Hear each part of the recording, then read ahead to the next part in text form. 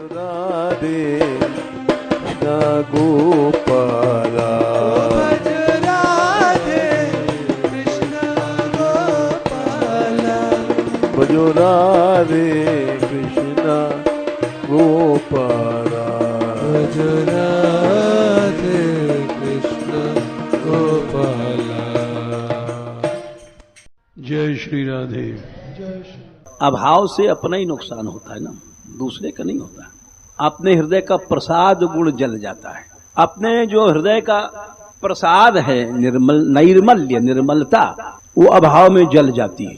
सबसे बड़ा तो उसी का नुकसान होता है जो अभाव करता है। अभाव करने वाले को वैकुंठ से भी निकाल दिया जाता है। फिर ये तो अभी तो वैकुंठ क्या चला, अभी तो कुछ मामला ही नहीं है।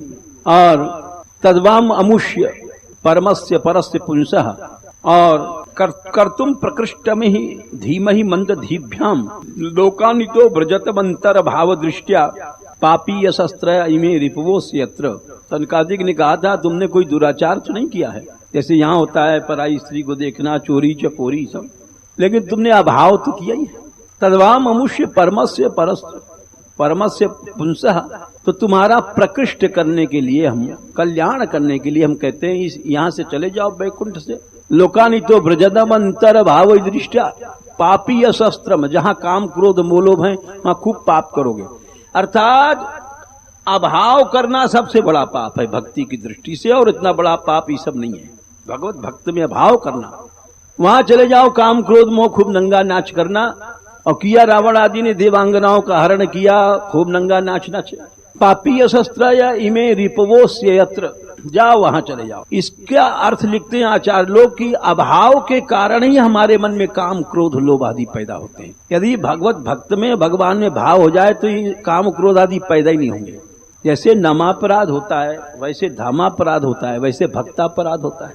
एक नाम लेने से ही माया खत्म हो जाती, लेकिन करें क्या, हम रोज भक्तापराध करते रहते हैं, धामापराध करते हैं, नामापराध करते हैं। उसका मूल कारण क्या है? अभाव।